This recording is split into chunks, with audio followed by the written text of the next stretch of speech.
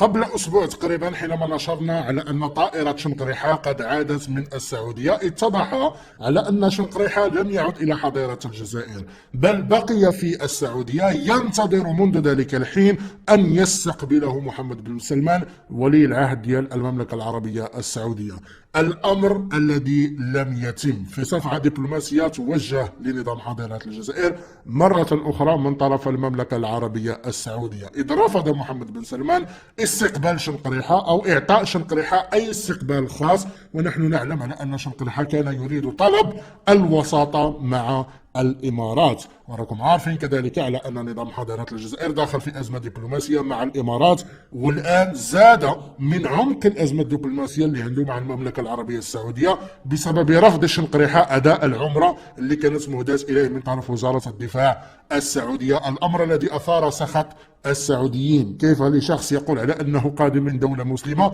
يرفض أداء مناسك العمرة؟ هذه المسألة متابعينا الكرام تؤكد لنا على أن نظام حظيرة الجزائر يعيش تخبط غير مسبوق، لا فقط على المستوى الدبلوماسي ولا كذلك على المستوى العلاقات ما بين الدول، والحصار الذي يعاني منه اليوم نظام حظيرة الجزائر، إذ أصبح يعزل نفسه بنفسه في إشعال الأزمات الدبلوماسية مع العديد من الدول، ليس فقط دول المنطقة وإنما كذلك الدول العربية. فالإهانة التي تعرض لها شنقريحة في السعودية هي تؤكد الوزن القيمة ديال نظام حظيرة الجزائر لدى الدول العربية. لا وزن ولا هيبة لهم كما قال لافروف بطبيعة الحال، لكن هذه صفعة دبلوماسية أخرى يتلقاها نظام حظيرة الجزائر من المملكة العربية السعودية، والتي قبل أيام من زيارة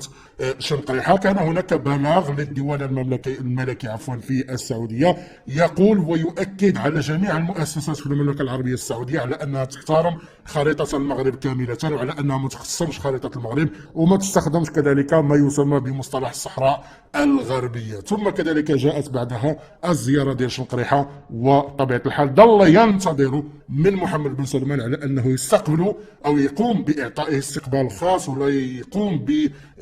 بروتوكول خاص لشنقريحة، لكن محمد بن سلمان لم يلتفت له، ما يؤكد على أن نظام حظيرة الجزائر تلقى صفعة دبلوماسية أخرى. متابعينا الكرام، أراكم في فيديو قادم.